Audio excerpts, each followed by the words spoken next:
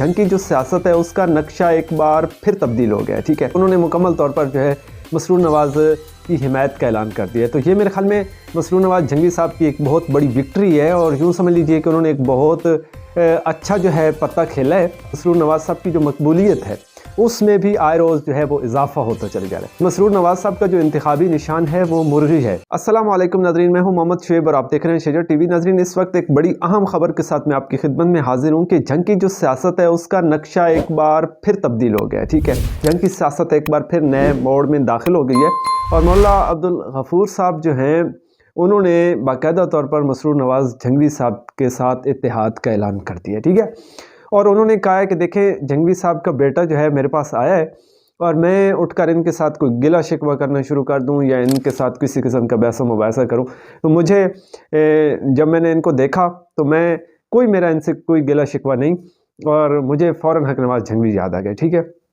और फिर उन्होंने मुकम्मल तौर पर जो है मसरूर नवाज़ की हिमायत का ऐलान कर दिया है। तो ये मेरे ख्याल में मसरूर नवाज़ जंगवी साहब की एक बहुत बड़ी विक्ट्री है और यूँ समझ लीजिए कि उन्होंने एक बहुत अच्छा जो है पत्ता खेला है। तो उन्होंने कहा है कि मौलाना अब्दुल गफूर साहब का कहना ये था कि हम डोर टू डोर कैंपेन भी रन करेंगे और मौलाना साहब को MPA भी बनवाएंगे और पूरी तरह से इनके साथ हैं और इनके साथ हिमायत का ऐलान करते हैं। तो मेरे ख्याल में मसरूर नवाज़ साहब जो हैं जैसे जैसे इलेक्शन करीब आते चले जा रहे हैं तो मसरूर नवाज़ साहब की जो मकबूलियत है उसमें भी आए रोज़ जो है वो इजाफा होता चले जा रहा है। और नाज़रीन, आपको ये भी बताता चलूँ कि मसरूर नवाज़ साहब का जो इंतखाबी निशान है वो मुर्गी है और इस पर तबसरा करते हुए मौलाना अब्दुल गफूर साहब का कहना ये था कि ये देसी मुर्गी है, ब्रायलर मुर्गी नहीं है और ये अच्छा वार करेगी और खूब वार करेगी। तो मसरूर नवाज़ साहब जो हैं वो एक मजबूत कैंडिडेट के तौर पर सामने आ रहे हैं और अपने हरीफों को जो है वो ठीक ठाक टफ टाइम देंगे।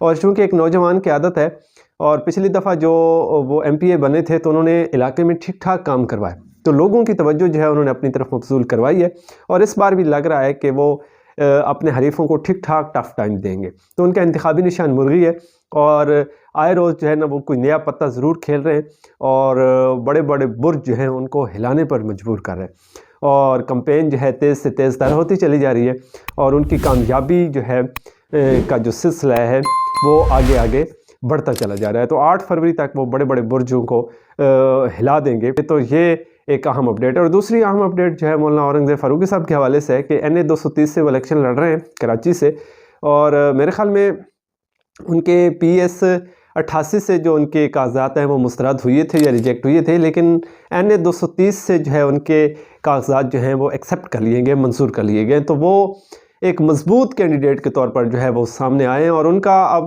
हल्का जो NA 230 है तो उनका पीपल्स पार्टी का जो सैयद रफ़ीउल्लाह है उसके साथ जो है ना एक कंपटीशन है और चूँकि ऑलरेडी 2018 में सैयद रफ़ीउल्लाह ख़ान जो है वो जीते थे, उनका ताल्लुक़ पाकिस्तान पीपल्स पार्टी से है और जो सर्वे हुए उसके मुताबिक जो मैंने हाल ही में वो एक सर्वे देखा है तो उसमें अक्सरियत लोगों की जो है वो मौलाना साहब के साथ खड़ी है। तो मुझे नहीं लगता कि मौलाना साहब जो हैं अगर सही तरह से इलेक्शन होते हैं तो शायद इस दफ़ा मौलाना साहब को हराना मुश्किल हो। तो मौलाना साहब जो हैं मौलाना औरंगज़ेब फ़ारूकी साहब जो हैं ठीक ठाक टफ टाइम देने जा रहे हैं और एक तगड़े उम्मीदवार के तौर पर जो है हल्का NA 230 में वो मैदान मारने जा रहे हैं और अपने हरीफों को जो है टफ टाइम देंगे। और बड़ी बड़ी जो जमातें हैं जिसमें MQM है, तहरीक लब्बैक है, जमीयत उलमा इस्लाम है, वो मौलाना के हक़ में दस्तबरदार भी हो चुकी हैं। ठीक है, और मौलाना साहब के साथ उन्होंने मुकम्मल तौर पर इत्तेहाद का ऐलान भी कर दिया। तो इस तरह से उनका जो वोट बैंक है वो भी मौलाना साहब के खाते में चला गया, मौलाना साहब को पड़ेगा। तो इस तरह से मौलाना साहब की मजबूती में मज़ीद इजाफा हो गया। तो बहरहाल ये एक टफ़ कंपटीशन जो है यहाँ पे देखने को मिलेगा और वो दोनों कैंडिडेट हैं सैयद रफ़ीउल्लाह, सैयद आगा रफ़ीउल्लाह गालिबन नाम है उनका, और दूसरे फिर मौलाना औरंगज़ेब फ़ारूकी साहब हैं। तो देखते हैं कौन फ़ातेह करार पाता है। इसका फ़ैसला जो है वो 8 फरवरी को ही होगा। तो देखते रहिए शेजर TV। मुझे दीजिए इजाज़त, दुआ में याद रखिएगा। अल्लाह ने के बाद।